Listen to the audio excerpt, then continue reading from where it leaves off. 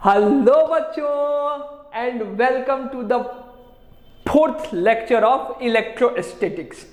बच्चों, पिछले लेक्चर में हम लोग इलेक्ट्रिक डाइपोल को अगर एक्सटर्नल इलेक्ट्रिक फील्ड में रखे थे तो उस पे लगने वाला टॉर्क कैलकुलेट किए थे। या इलेक्ट्रिक फील्ड हमारा चाहे यूनिफॉर्म हो या फिर इलेक्ट्रिक फील्ड हमारा क्या हो जाए, चाहे नॉन यूनिफॉर्म हो जाए। ठीक है बच्चों, इस लेक्चर में क्या होगा, इस लेक्चर में हम लोग बच्चों अगर उसी इलेक्ट्रिक डाइपोल को एक्सटर्नल इलेक्ट्रिक फील्ड में रखते हैं तो उसकी पोटेंशियल एनर्जी कितनी होगी। अभी हम लोग क्या निकालेंगे इस लेक्चर में, उस इलेक्ट्रिक डाइपोल की पोटेंशियल एनर्जी को कैलकुलेट किया जाएगा। ठीक है बात। तो हेडिंग क्या पड़ेगा हम लोग का, हेडिंग क्या लिखेंगे, हेडिंग लिखेंगे बच्चों हम लोग potential energy, potential energy of an electric dipole, of an electric dipole in external electric field. Potential energy of an electric dipole in external electric field, यानी कि एक्सटर्नल इलेक्ट्रिक फील्ड में अगर हम इलेक्ट्रिक डाइपोल को रखते हैं तो उसकी पोटेंशियल एनर्जी कितनी होगी, ये हम लोग को जानना है। ठीक है बच्चों, तो चलो एज्यूम कर लेते हैं, एज्यूम करते हैं। और एक्सटर्नल इलेक्ट्रिक फील्ड में बच्चों कौन सा electric field, uniform electric field. हम लोग किसकी बात करेंगे, यूनिफॉर्म इलेक्ट्रिक फील्ड की बात करेंगे। ठीक है बच्चों, तो यहां पे एज्यूम कर लो कि हमारे पास एक यूनिफॉर्म इलेक्ट्रिक फील्ड है। ये रहा हमारे पास क्या बच्चों, एक यूनिफॉर्म इलेक्ट्रिक फील्ड। यूनिफॉर्म कितना इलेक्ट्रिक फील्ड है, ई। अब इस यूनिफॉर्म इलेक्ट्रिक फील्ड में हम लोग क्या रखे हैं बच्चों, हम लोग एक ऐसे डाइपोल को रखे हैं। डाइपोल मतलब यहां पे कौन सा चार्ज बच्चों, माइनस क्यू, और यहां पे कौन सा चार्ज बच्चों, प्लस क्यू। और इसका सेंटर क्या है, ये एज्यूम कर लो इसका सेंटर हो गया O। ये जो इलेक्ट्रिक डाइपोल है इलेक्ट्रिक फील्ड से कितना एंगल बनाया बच्चों, थीटा एंगल बनाया है। ये कितना एंगल बना रहा है, थीटा एंगल बना रहा है इलेक्ट्रिक डाइपोल, किससे, इलेक्ट्रिक फील्ड से। तो अब हमसे क्या पूछा है कि बताइए इसकी पोटेंशियल एनर्जी कितनी होगी। ठीक है, तो याद करो आप पोटेंशियल एनर्जी, पोटेंशियल एनर्जी बच्चों जो लिखा जाता है एनर्जी होता है। एनर्जी हम लोग निकालते कैसे थे, कहीं पे भी निकालना होता था तो एनर्जी क्या होता है बच्चों, एनर्जी कैसे निकालते थे, वर्क से। क्योंकि हम जानते हैं work is the form of क्या, एनर्जी। यानी अगर किसी बॉडी पे वर्क होगा, किसी बॉडी पे वर्क होगा तो वर्क किस में कन्वर्ट होता है बच्चों, वर्क जो है एनर्जी में कन्वर्ट होता है। या जो वर्क है वो किस पे स्टोर होता है, एनर्जी के फॉर्म में स्टोर्ड होता है। ठीक है, तो हमको क्या करना है कि अगर मान लो हमारा ये इलेक्ट्रिक डाइपोल दिया हुआ है या इलेक्ट्रिक डाइपोल ऐसा रखा हुआ है तो इस पे क्या निकालेंगे, वर्क निकालेंगे। और वही वर्क क्या हो जाएगा, इसके एनर्जी के फॉर्म में स्टोर्ड हो जाएगा। क्लियर बात। अब ये बताओ, एक फॉर्मूला आप लोगों को याद होना चाहिए यहां पे, क्या कि work done by conservative force किसके इक्वल होता है बच्चों, minus change in potential energy. Work done against the conservative force किसके इक्वल होता है बच्चों, plus change in potential energy. ये बहुत बार बता चुके हैं हम लोग, 11th में भी पढ़े थे और बहुत सारा डेरिवेशन वगैरह कर चुके हैं हम लोग। ठीक है, अब चलो यहाँ पे देखते हैं हम लोग, अगर हमको यहाँ पे क्या निकालना है, पोटेंशियल एनर्जी, तो क्या लिखेंगे, वर्क। तो वी नो दैट, ध्यान से देखो यहां से लिखना शुरू करेंगे, क्या लिखेंगे बच्चों, we know that work done dw is equal to कितना होता है बच्चों, F डॉट कितना ds या F डॉट कितना dr, यही होगा। लेकिन अगर बच्चों पिछले लेक्चर में क्या पढ़े थे हम लोग कि किसी अगर इलेक्ट्रिक डाइपोल को यूनिफॉर्म इलेक्ट्रिक फील्ड में रखते हैं तो उस पे लगने वाला जो नेट फोर्स है बच्चों वो कितना होता है, 0। तो यहाँ पे फोर्स कितना है, 0। तो वर्क डन बाय फोर्स कितना निकल के आ गया, 0। तो इसकी पोटेंशियल एनर्जी कितनी हो जाएगी, 0। क्या ये सही है, क्या हम लोग ऐसे ही करेंगे, नहीं, हम लोग को ऐसे नहीं करना है। क्यों नहीं करना है भाई, काहे कि एक और फॉर्मूला पढ़े थे हम लोग, याद करो। ये पिछले लेक्चर में बताए थे बच्चों कि इस पे लगने वाला नेट फोर्स 0 है, यानी ये ट्रांसलेशनल इक्विलिब्रियम में होगा। इक्विलिब्रियम का कंडीशन पढ़े थे ना कि किसी बॉडी पे लगने वाला नेट फोर्स 0, तो ट्रांसलेशनल इक्विलिब्रियम में नेट टॉर्क 0, तो किस रोटेशनल इक्विलिब्रियम में। यहाँ पे क्या है, नेट फोर्स 0, यानी कि ये चलेगा नहीं, अगर बॉडी चलेगा नहीं तो वर्क डन कितना हो जाएगा 0। तो फिर कैसे निकाला जाएगा। तो बच्चों ध्यान से देखो, यहाँ पे वर्क नहीं हो रहा है या वर्क हो रहा है, ट्रांसलेशनल वर्क नहीं हो रहा है, रोटेशनल वर्क हो रहा है। बोले थे ना बच्चों पिछले लेक्चर में कि अगर यहाँ पे इसको रिलीज करेंगे तो क्या होगा, ऐसे आगे रोटेट होगा। किसकी वजह से, फोर्स की वजह से। फोर्स कितना लग रहा है, इस पे फोर्स लगेगा बच्चों कितना, Q इंटू ई, ये जस्ट पिछले लेक्चर में बताया हुआ है। इस पे कितना फोर्स लगेगा बच्चों, Q इंटू ई। ये पॉजिटिव चार्ज है ये वाला, तो इस पे फोर्स कितना लगेगा, इलेक्ट्रिक फील्ड के डायरेक्शन में। ये निगेटिव चार्ज है तो इस पे फोर्स कितना लगेगा, इलेक्ट्रिक फील्ड के क्या बच्चों, ऑपोजिट डायरेक्शन में। दिख रहा है ना पीछे की तरफ, ठीक है। तो इस फोर्स के कारण यहाँ पे क्या आएगा बच्चों, टॉर्क आएगा, और ओ के अबाउट ये क्या होगा, बॉडी रोटेट करना शुरू होगा और रोटेट करके नीचे आएगा, ठीक है। यानी यहाँ पे क्या होगा बच्चों, किसका वर्क होगा, यहाँ पे टॉर्क का वर्क होगा। यानी यहाँ पे क्या लिख सकते बच्चों, we know that work done by क्या, टॉर्क, DW कितना हो जाएगा बच्चों, DW इक्वल टू क्या लिखेंगे, DW इक्वल टू होगा कितना, टाउ डॉट कितना, डी थीटा। वर्क डन कितना लिखेंगे, DW इक्वल टू कितना हो जाएगा, टाउ डॉट कितना लिखेंगे बच्चों, डी थीटा।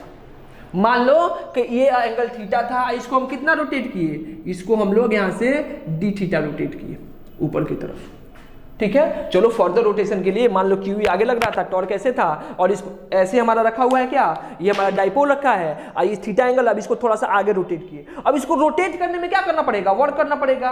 हम किसका वर्क लिख रहे हैं बच्चों, कंजर्वेटिव फोर्स का वर्क या टॉर्क का वर्क। कंजर्वेटिव फोर्स के कारण जो टॉर्क आ रहा है उसका वर्क। तो बच्चों दोनों के बीच का एंगल क्या है, टॉर्क की टेंडेंसी की तरह बच्चों अंदर के नीचे ले जाने के लिए हमारा थीटा किधर है, डी थीटा, डिस्प्लेसमेंट किधर हो रहा है, ऊपर की तरफ। तो दोनों के बीच का एंगल कितना हो गया, 180 डिग्री। तो यहां पे क्या लिखा जाएगा बच्चों, DW इज इक्वल टू कितना लिखेंगे, टाउ इंटू कितना बच्चों, डी थीटा इंटू क्या लिखा जाएगा, cos 180। cos 180 कितना होगा बच्चों, -1। तो यहां से DW हम लोग लिखेंगे कितना हो जाएगा, माइनस टाउ इंटू कितना लिखेंगे, डी थीटा। ये हमारा क्या हो गया, इक्वेशन नंबर 1। यानी वर्क डन बाय टॉर्क कितना हो गया, माइनस टाउ डी थीटा, यहां पे डिस्प्लेस करते पे, ठीक है बच्चों, ठीक है। अब टाउ लिखो, टॉर्क को लिखो। हम जानते हैं बच्चों टॉर्क क्या होता है, यहां पे हम लोग क्या लिखेंगे, we know that tau is equal to क्या होता है बच्चों, टाउ इज इक्वल टू क्या होता है, P cross E। Torque on an electric dipole placed in uniform electric field। पिछले लेक्चर में पढ़े थे बच्चों, टॉर्क कितना आएगा, P क्रॉस E, टाउ बराबर कितना, P क्रॉस E। तो बच्चों अगर इसको हम आगे सॉल्व करेंगे तो हमारा टाउ कितना हो जाएगा, टाउ हो जाएगा PE कितना बच्चों, PE साइन थीटा। ये हम क्या निकाल लिए, टॉर्क निकाल लिए। अब इसको बच्चों कहां पे रख दें, 1 में रख दें। तो 1 में रखेंगे तो क्या हो जाएगा बच्चों, हमारा जो DW है वो कितना हो जाएगा, माइनस PE इंटू कितना, साइन थीटा इंटू कितना बच्चों, डी थीटा। ये हमारा स्मॉल वर्क हुआ, किसके लिए, स्मॉल वर्क हुआ। अगर हम क्या करते हैं बच्चों, अगर इस डाइपोल को स्मॉल एंगल कितना, डी थीटा से रोटेट करते हैं तो कितना वर्क करना पड़ेगा, PE sine theta D theta, जहां पे P क्या बच्चों, इलेक्ट्रिक डाइपोल मोमेंट। कल पढ़े थे क्या होता है, Q इंटू डिस्टेंस। डिस्टेंस मान लो ये वाला भी A है और ये वाला भी क्या है, सेंटर से A, यानी Q इंटू कितना, 2A, ठीक है। पिछले लेक्चर में पढ़े हम लोग। आगे बढ़े बच्चों, हमको एक बड़ा वर्क चाहिए, मान लो कितना एंगल से रोटेट करने में, थीटा एंगल से रोटेट करने में या थीटा 2 एंगल से रोटेट करने में। तो इसको क्या कर देंगे बच्चों, इंटीग्रेट कर देंगे। अगर दोनों साइड इंटीग्रेट करेंगे तो क्या हो जाएगा बच्चों, यहाँ पे देखो ध्यान से, DW का इज इक्वल टू कितना हो जाएगा, माइनस इंटीग्रेशन ऑफ कितना हो गया, PE साइन थीटा इंटू कितना हो जाएगा बच्चों, डी थीटा। कहां से कहां तक, इनिशियली मान लो कहां पे था, थीटा 1, और फाइनल कहां पे चला गया, थीटा 2। थीटा 1 से लेकर के कहां तक बच्चों, थीटा 2 तक। तो वर्क डन का जो हमारा ये आया, वर्क डन आया, वर्क डन वो कितना आया बच्चों, माइनस क्या आएगा, P into E integration of कितना, साइन थीटा इंटू क्या बच्चों, डी थीटा। थीटा 1 से लेकर कहां तक बच्चों, थीटा 2 तक, ठीक है। थीटा 1 से लेकर के कहां तक, थीटा 2 तक। तो यहां से हम लोग क्या कर सकते हैं बच्चों, जो हमारा वर्क डन निकल के आएगा W, उसको क्या लिखा जा सकता है, साइन थीटा की इंटीग्रेशन कितना होता है बच्चों, minus cos theta. Sine theta का इंटीग्रेशन क्या होता है बच्चों, माइनस कॉस थीटा, तो माइनस माइनस क्या हो गया प्लस, तो यहां पे क्या हो जाएगा P इंटू ई, ये क्या हो गया कॉस थीटा, कहां से कहां तक बच्चों, θ1 से लेके कहां तक, θ2। तो ये हमारा जो वर्क डन है, वर्क डन हमारा कितना निकल गया, PE क्या बताओ, cos θ2 माइनस कितना, cos θ1, ये हमारा क्या निकल गया वर्क डन। वर्क डन कितना हो गया, PE cos θ2 माइनस कितना हो गया, cos θ1। ठीक है, ये वर्क डन किसके इक्वल हो जाएगा बच्चों, ये वर्क डन किसके, cos θ1। अब यहां से क्या जानते हैं बच्चों, वी नो दैट, क्या जानते हैं बच्चों, we know that work done by क्या, कंजर्वेटिव फोर्स, वो कितना होगा, work done by conservative force minus change in क्या, potential energy, minus change in potential energy. ठीक है, ये वर्क डन है, इसका निगेटिव लगा दो चेंज इन पोटेंशियल एनर्जी, इसका मतलब du इज इक्वल टू कितना हो गया बच्चों, माइनस PE, यहां पे क्या हो जाएगा cos θ2 माइनस कितना, cos θ1, यानी u final minus u initial कितना हो गया, माइनस PE, यहां पे क्या बचेगा cos θ2 माइनस कितना लिखेंगे, cos θ1, ये हमारा क्या हो गया, ये हमारा हो जाएगा चेंज इन पोटेंशियल एनर्जी। ठीक है, यानी कि θ1 से θ2 रोटेट करने में जो हमारा चेंज इन पोटेंशियल एनर्जी होगा वो कितना हो गया, u final minus u initial is equal to कितना, माइनस PE cos θ2 माइनस कितना, cos θ1। ये क्लियर है बात, इतना क्लियर है। हमको अब यहाँ पे क्या एक्सप्लेन करना है, यहाँ पे क्या डिफाइन करना है, यहाँ पे पोटेंशियल एनर्जी डिफाइन करना है। आपको याद करो, आप लोगों को बताया भी थे स्टार्टिंग में कि क्या डिफाइंड होता है बच्चों, हमेशा change in potential energy defined होता है, पोटेंशियल एनर्जी नहीं डिफाइंड होता है। कितना क्या डिफाइंड होता है बच्चों, change in potential energy defined होता है। और चेंज इन पोटेंशियल एनर्जी को अगर पोटेंशियल एनर्जी में हमको कन्वर्ट करना था तो एक पॉइंट का पोटेंशियल हम लोग क्या ले लेते हैं, एक पॉइंट का पोटेंशियल ऐसे रखते हैं कि एक पॉइंट का पोटेंशियल कितना हो जाए, 0 हो जाए।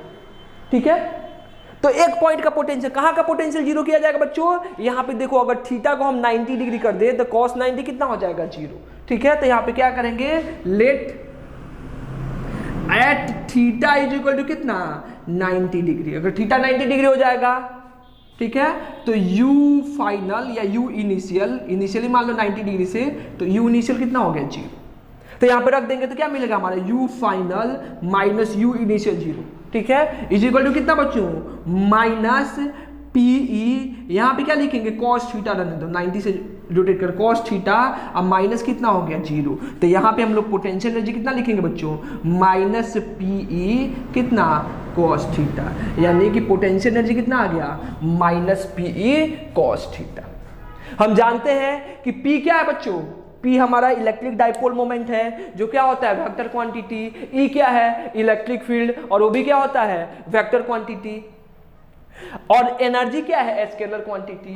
तो इसको एक और तरीके से लिखा जा सकता है कि जो हमारा U इज इक्वल टू क्या हो गया बच्चों, माइनस P डॉट कितना, E, यानी कि electric potential energy of an electric dipole is equal to कितना, माइनस P डॉट E, यानी किसके इक्वल होगा, माइनस P डॉट E के इक्वल होगा।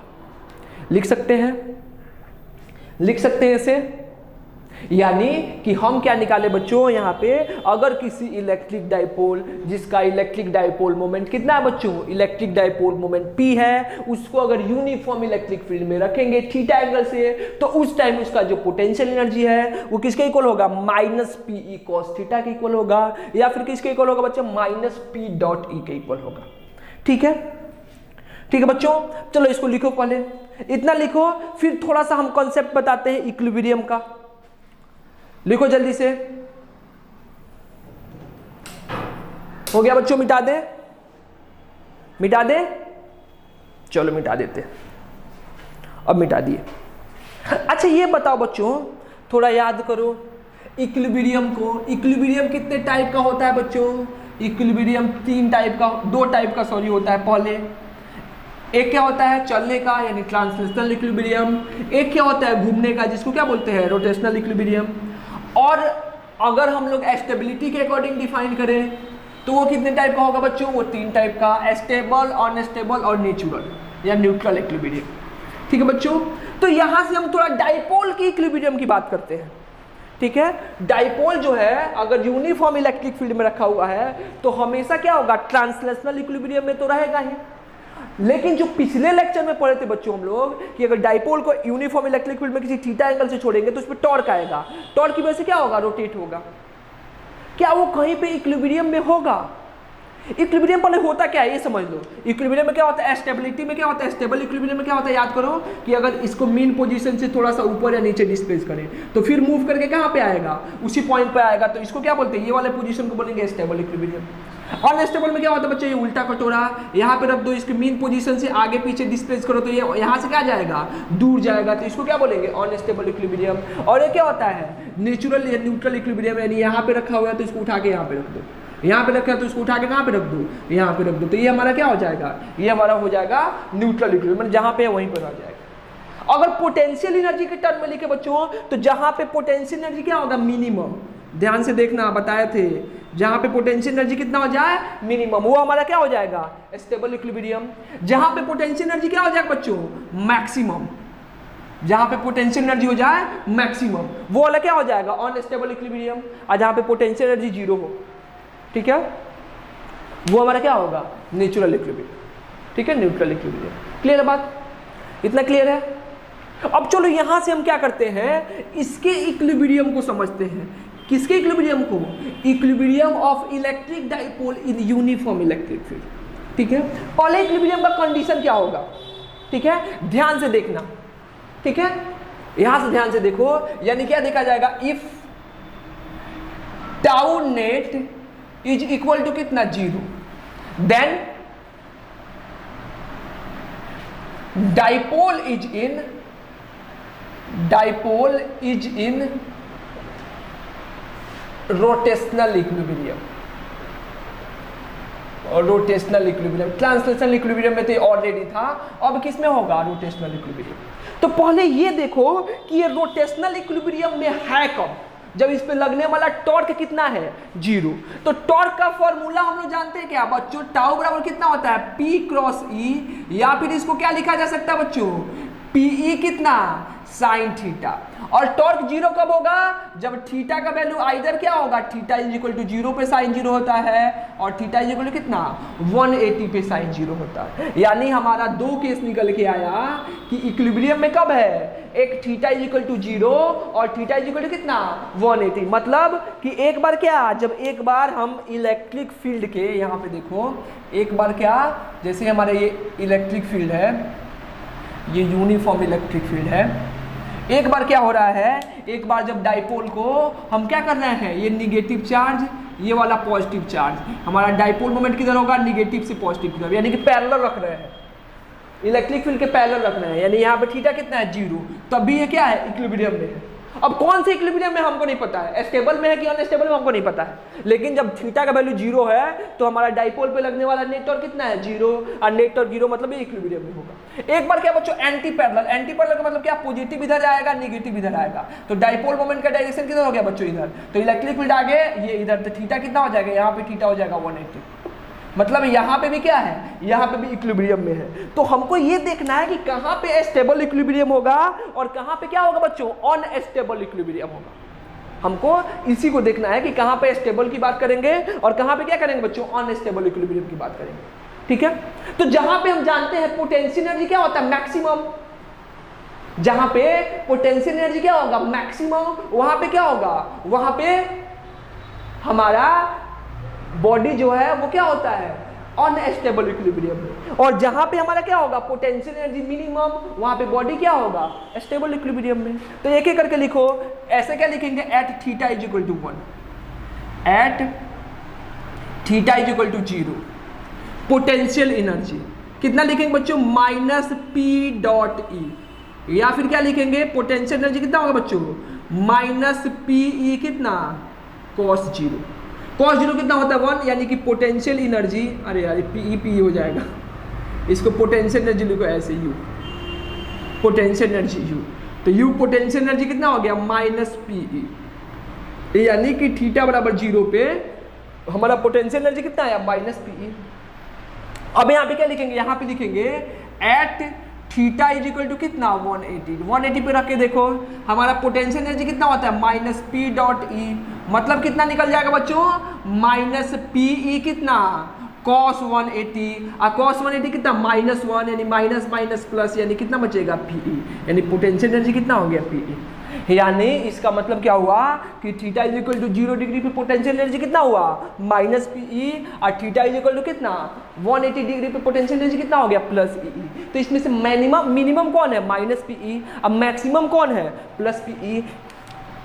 इसका यहां से क्या लिखेंगे, it means at theta is equal to 0 potential energy, यहां पे क्या लिखेंगे पोटेंशियल एनर्जी इज क्या minimum. It means at theta is equal to कितना 0 degree dipole is in stable equilibrium. किस इक्विलिब्रियम में होगा बच्चों स्टेबल इक्विलिब्रियम, यानी कि थीटा इज इक्वल टू 0 पे डाइपोल क्या होगा स्टेबल इक्विलिब्रियम में। वैसे ही लिख सकते हैं at theta is equal to 180 potential energy, direct लिखो पोटेंशियल एनर्जी क्या हो गया मैक्सिमम। पोटेंशियल एनर्जी कितना हो गया बच्चों maximum. It means dipole is in unstable equilibrium, ठीक है। तो यहां से हम क्या लिख सकते हैं, यहां से हम लोग इक्विलिब्रियम को भी क्या कर सकते हैं देख सकते हैं। आप देख भी सकते हो कल जो क्वेश्चन कराए थे हम किसका ये एसएचएम करने वाला, उसमें क्या किए थे अगर यहाँ से मीन पोजीशन थोड़ा सा ऊपर करके डिस्प्लेस किए थे तो कहाँ आ रहा था फिर मीन पोजीशन पे आ रहा था, नीचे जा रहा फिर मीन पोजीशन पे आ रहा था, यहाँ से क्या हो रहा था ये ओसिलेट हो रहा था। लेकिन यहाँ पे छोड़ेंगे तो रोटेट होकर कहाँ पे आएगा फिर अपने ये पैरेलल होना चाहेगा, रोटेट होकर के पैरेलल होना चाहेगा, ठीक है। तो यहाँ से हम क्या पढ़ सकते हैं इक्विलिब्रियम के कंडीशन को डिस्कस कर सकते हैं कि कहाँ पे स्टेबल होगा कहाँ पे अनस्टेबल होगा और कहाँ पे क्या होगा नेचुरल होगा। क्लियर हुआ बात, क्लियर हुआ बच्चों, क्लियर है। तो पोटेंशियल एनर्जी समझ में आया कि पोटेंशियल एनर्जी क्या होता है। पोटेंशियल यानी कि इलेक्ट्रिक डाइपोल को हम कहाँ पर रखेंगे यूनिफॉर्म इलेक्ट्रिक फील्ड में रखेंगे तो उस पर जो उसका जो पोटेंशियल एनर्जी होगा वो कितना होगा माइनस पी डॉट ई या minus P E cos theta के इक्वल होगा, ठीक है। ठीक है बच्चों, इस पे क्वेश्चन करें, तो सिंपल सा क्वेश्चन करते हैं, मिटा दे बच्चों। चलो पहला क्वेश्चन,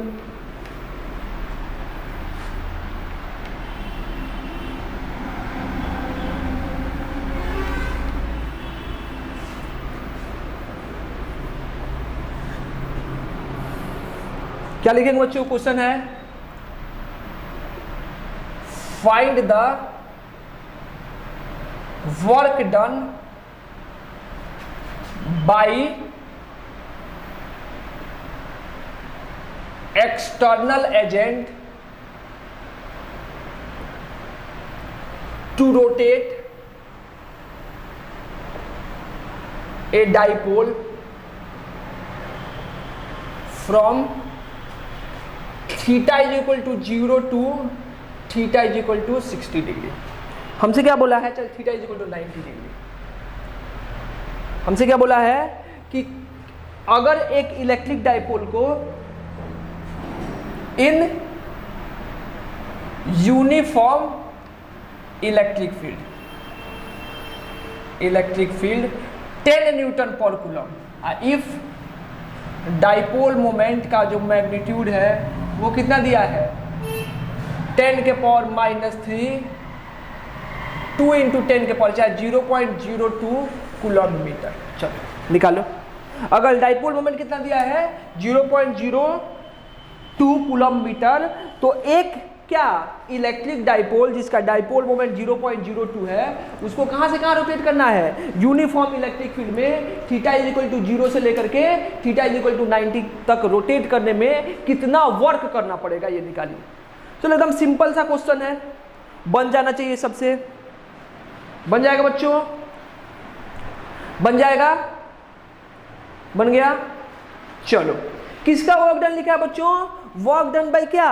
एक्सटर्नल एजेंट। तो लिख सकते हैं क्या बच्चों? Work done by external agent क्या होता है? We know that work done by external agent is equal to क्या होता है? प्लस चेंज इन कितना? Potential energy. यही पढ़े हम लोग, plus change in potential energy. तो work done by external agent कितना हो जाएगा? यू फाइनल माइनस कितना हो जाएगा बच्चों? You initial. ठीक है, यू फाइनल क्या, कहां से कहां ले जाना है बच्चों? ये ध्यान से समझो, कहां से कहां ले जाना है? ये हमारा क्या हुआ? Uniform electric field E. कितना दिया है? 10 न्यूटन पर कूलम। इसमें कहां पे है हमारा? इनिशियली डाइपोल ऐसे रखा हुआ है माइनस क्यू, ये क्या हुआ? Plus Q. और इसको कहां पे ले जाना है? ऐसे ले जाना है, ये हो जाएगा माइनस क्यू, ये क्या हो जाएगा? Plus Q. कितना एंगल से? 90 डिग्री। पहले 0 था, बाद में कितना कर देना है? 90 डिग्री। तो हम पोटेंशियल एनर्जी का फॉर्मूला तो अभी पढ़े हैं, कितना हो जाएगा बच्चों पोटेंशियल एनर्जी का फॉर्मूला? देखो यहाँ पे ध्यान से, तो work done by external agent is equal to क्या हो गया? U final. यानी बच्चों कहाँ पे लेके जा रहे हैं? थीटा इज इक्वल टू कितना? 90 डिग्री पे लेकर के जाना है। तो क्या करेंगे यहाँ से? यू फाइनल कितना हो गया बच्चों? माइनस पी ई इंटू कितना? कॉस 90 माइनस इनिशियल कितना हो गया बच्चों? माइनस पी ई कितना? कॉस 0। फाइनल माइनस कितना? इनिशियल। तो कॉस 90 कितना हो जाएगा? 0। तो ये टोटल टर्म 0। तो work done by external agent कितना हो जाएगा? माइनस माइनस क्या बच्चों? प्लस इंटू कितना हो गया? पी ई इंटू कितना? कॉस 0। कॉस 0 का वैल्यू कितना होगा बच्चों? 1। तो यहाँ से हमारा work done by external agent कितना हो जाएगा? पी ई इंटू कितना? कॉस 0 हो जाएगा 1, यानी पी ई हो जाएगा। और पी कितना बच्चों? Dipole moment. डाइपोल मोमेंट कितना दिया है? 0.02 मल्टीप्लाइड बाई ई कितना दिया है बच्चों? हमारा ई दिया है 10 न्यूटन पर कूलम। यानी वर्क डन कितना हो गया बच्चों? 0.2 जूल। यानी work done to rotate an electric dipole from in a uniform electric field from theta is equal to 0 to कितना? Theta is equal to 90 is कितना हो जाएगा बच्चों? हो जाएगा हमारा कितना? 0.2। क्लियर है? क्लियर है बच्चों? क्लियर है? निकाल सकते हैं ऐसे, बन जाएगा। तुम सिंपल सा क्वेश्चन है, बन जाएगा बच्चों, बन जाएगा। चलो एक और क्वेश्चन, एक अच्छा क्वेश्चन देते हैं। ठीक है, मिटाएं इसको। चलो मिटा दिए।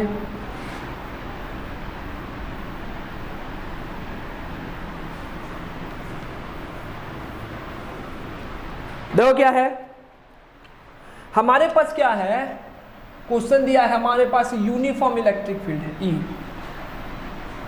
मैग्नीट्यूड नहीं दिया है, मैग्नीट्यूड इसका ई है। एक जनरल फॉर्म में करते हैं, एक यूनिफॉर्म इलेक्ट्रिक फील्ड है ई। इसमें क्या है? इनिशियली क्या है?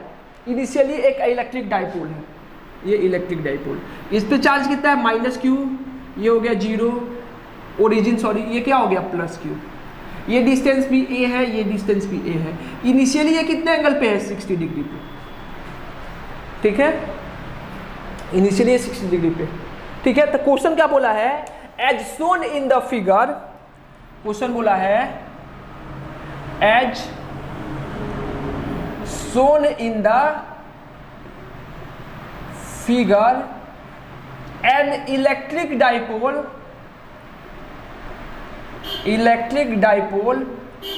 is released at theta is equal to 60, then find its angular speed, find its angular speed when it reaches when theta is equal to कितना? 0 डिग्री। हमको क्या बोला है कि मान लो कि अभी क्या है? अभी ये इलेक्ट्रिक डाइपोल है, ऐसे रखा हुआ है। ये थीटा कितना बना है बच्चों? 60 डिग्री। अब यहां से हम इसको क्या करते हैं? ऐसे रिलीज करते हैं, ऐसे छोड़ देते हैं यहां से। तो छोड़ेंगे तो इस पे क्या लगेगा? फोर्स लगेगा, हम सबको पता है। आगे कितना लगेगा? Q इंटू ई, ये बार बार पढ़ना है। इस पे पीछे लगेगा कितना? Q इंटू ई। तो टॉर्क आएगा, जिसकी वजह से क्या होगा? रोटेट होना स्टार्ट करेगा।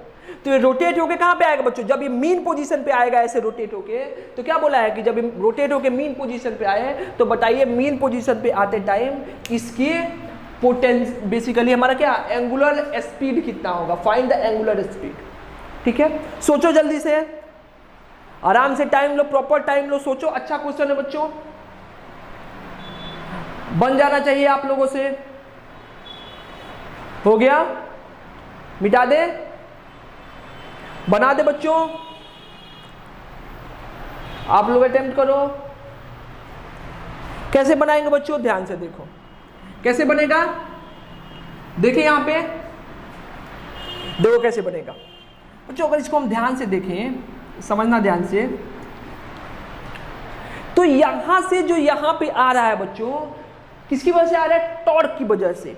किसका टॉर्क है बच्चों, किसका टॉर्क है, QE, जो फोर्स है इलेक्ट्रोस्टैटिक्स फोर्स का टॉर्क है। और इलेक्ट्रोस्टैटिक्स फोर्स कौन सा फोर्स होता है बच्चों, कंजर्वेटिव फोर्स होता है।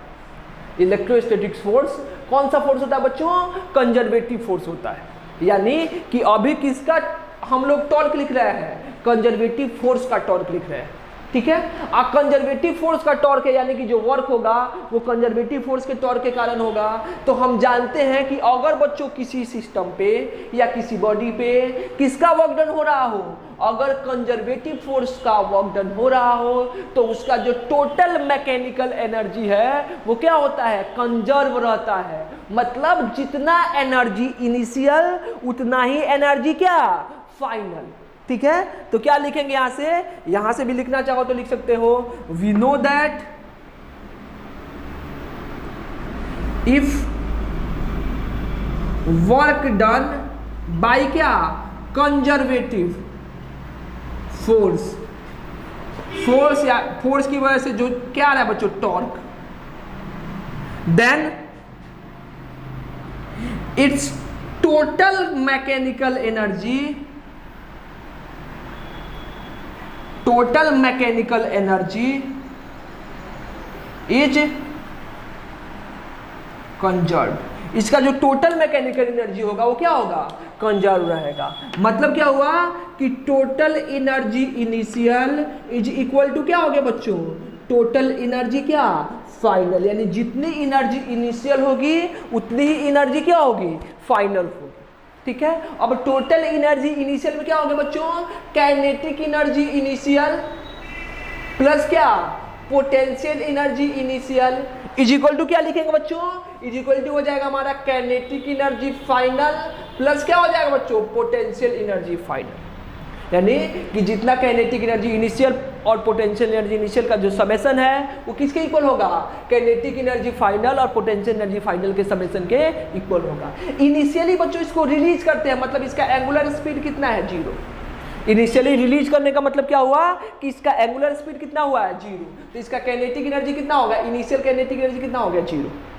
रोटेशनल काइनेटिक एनर्जी की बात करते हैं, प्लस पोटेंशियल एनर्जी इनिशियल कितना हो जाएगा बच्चों, माइनस क्या होता है, PE कितना, cos θ1 initial is equal to kinetic energy final कितना हो जाएगा बच्चों, हाफ रोटेशनल काइनेटिक एनर्जी कितना होता है बच्चों, हाफ I इंटू क्या, ओमेगा स्क्वायर।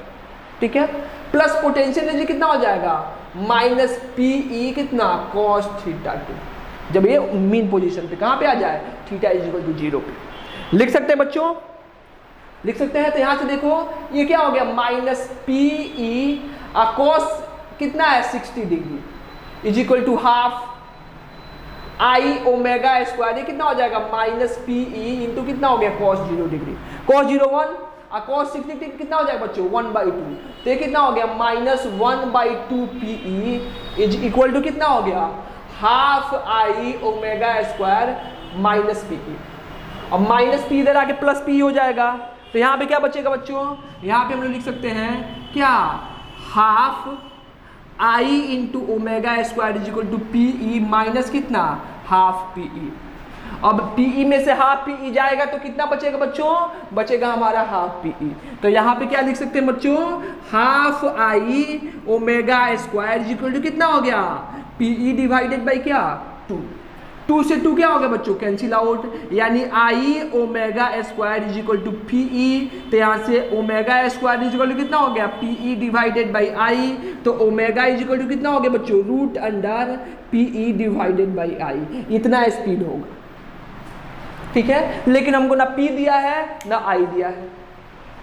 ना P दिया है ना I दिया है, तो कैसे लिखेंगे इसको, जो गिवन है उसके टर्म में लिखेंगे। तो मिटा के लिख सकते हैं क्या बच्चों, यहाँ पे देखिए क्वेश्चन मिटा दे रहे हैं, देखो कैसे लिखेंगे यहाँ पे, क्या हो जाएगा, ध्यान से देखो, P क्या हो जाए, dipole moment. Electric dipole moment कितना होता है बच्चों, Q इंटू डिस्टेंस, डिस्टेंस कितना है A, और A कितना हो जाएगा 2A, तो इसको क्या लिख सकते हैं बच्चों, Q into 2A into E divided by I क्या होता है, मोमेंट ऑफ इनर्शिया। इसका मास मान लो कितना है, सॉरी यार मास नहीं दिए थे, इसका भी मास कितना हो जाएगा m, और डिस्टेंस कितना है a, तो इस एक्सिस के अबाउट कितना हो जाएगा mr², ये भी कितना हो गया mr², तो टोटल मोमेंट ऑफ इनर्शिया कितना हो गया 2ma²। तो 2 से 2 क्या हो गया कैंसिल, एक a से एक a कैंसिल, तो ओमेगा बराबर कितना हो गया रूट अंडर कितना QE डिवाइडेड बाई कितना ma, ये हमारा क्या हो गया एम्बुलेंस में। यानी कि theta is equal to 60 degree से अगर क्या करते हो बच्चों, यूनिफॉर्म इलेक्ट्रिक फील्ड में एक इलेक्ट्रिक डाइपोल जिसका चार्ज Q और मास कितना है m, उसको रिलीज करेंगे तो मीन पोजीशन पे आएगा, तो उसका एंगुलर स्पीड कितना हो जाएगा QE डिवाइडेड बाई कितना m। क्लियर है बच्चों, क्लियर है।